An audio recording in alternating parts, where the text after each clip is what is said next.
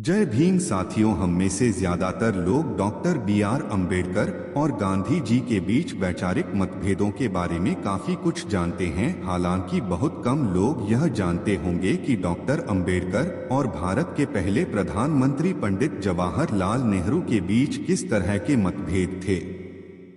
कथित आधुनिकतावादी पंडित नेहरू भारत की स्वतंत्रता के बाद इतने रूढ़िवादी हो गए थे या वे जीवन भर रूढ़िवादी रहे थे कि डॉक्टर अंबेडकर उनके सहयात्री नहीं रह सके और डॉक्टर अंबेडकर ने 27 सितंबर 1951 को मंत्रिमंडल से इस्तीफा देना पड़ा। डॉक्टर अंबेडकर के इस्तीफे पर दिए गए भाषण का पूरा पाठ आज की इस वीडियो में हम आपको बताएंगे, तो इसलिए इस वीडियो के अंत तक हमारे साथ बने रहे। डॉक्टर अंबेडकर कहते हैं कि मुझे पूरा विश्वास है कि सदन को यदि आधिकारिक तौर पर नहीं तो अनौपचारिक रूप से यह पता है कि मैं मंत्रिमंडल का सदस्य नहीं रहा। मैंने गुरुवार 27 सितंबर को प्रधानमंत्री को अपना इस्तीफा सौंप दिया और उनसे मुझे तुरंत कार्य मुक्त करने का अनुरोध किया। प्रधानमंत्री ने अगले ही दिन इसे स्वीकार कर लिया। यदि मैं शुक्रवार 28 तारीख के बाद भी मंत्री बना रहा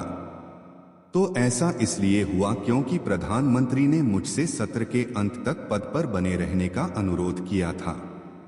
एक ऐसा अनुरोध जिसे संवैधानिक परंपरा के अनुसार मैं स्वीकार करने के लिए बाध्य था। हमारे कार्यविधि अधिनियम किसी मंत्री को जिसने अपने पद से त्यागपत्र दे दिया है, अपने त्यागपत्र के स्पष्टीकरण में व्यक्तिगत वक्तव्य देने की अनुमति देते हैं।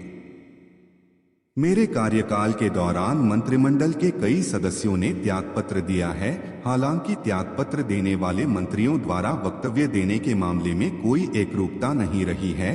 कुछ बिना वक्तव्य दिए ही चले गए और कुछ ने वक्तव्य देने के बाद कुछ दिनों तक मैं असमंजस में रहा कि क्या करूं। सभी परिस्थितियों पर विचार करने के बाद मैं इस निष्कर्ष पर पहुंचा कि वक्तव्य देना न केवल आवश्यक है बल्कि त्यागपत्र देने वाले सदस्य सदन के प्रति एक कर्तव्य भी है। सदन को यह जानने का कोई अवसर नहीं मिलता कि मंत्रिमंडल अंदर से कैसे काम करता है, क्या उसमें सामंजस्य है या कोई टकराव है, क्योंकि एक संयुक्त उत्तरदायित्व है जिसके तहत अल्पमत में रहने वाला कोई भी सदस्य अपने मतभेदों को प्रकट करने का हकदार नहीं है।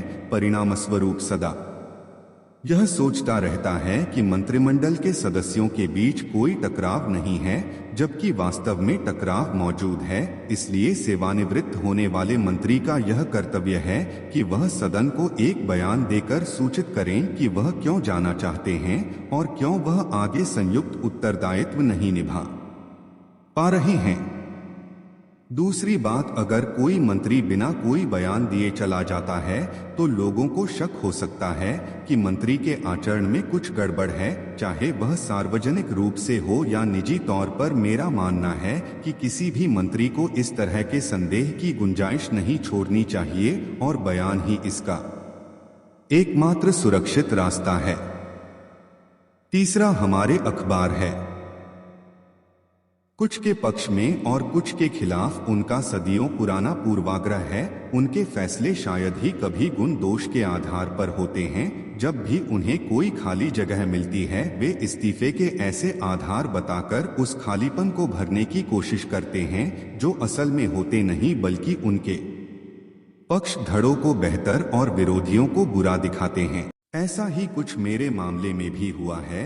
इन्हीं कारणों से मैंने जाने से पहले एक बयान देने का फैसला। वायसराय की कार्यकारी परिषद का सदस्य होने के नाते मैं जानता था कि विधि मंत्रालय प्रशासनिक रूप से महत्वहीन है। इसने भारत सरकार की नीतियां तय करने का कोई अवसर नहीं दिया। हम इसे सिर्फ पुराने वकीलों के खेलने के लिए हाल ही साबुन दान कहते थे। जब प्रधानमंत्री ने मुझे ताव दिया तो मैंने उनसे कहा कि अपनी शिक्षा और अनुभव के आधार पर एक वकील होने के अलावा मैं किसी भी प्रशासनिक विभाग को चलाने में सक्षम हो। और पुरानी वायसराय की कार्यकारी परिषद में मेरे पास 2 प्रशासनिक विभाग थे, श्रम और CPWD, जहां मैंने कई योजना परियोजना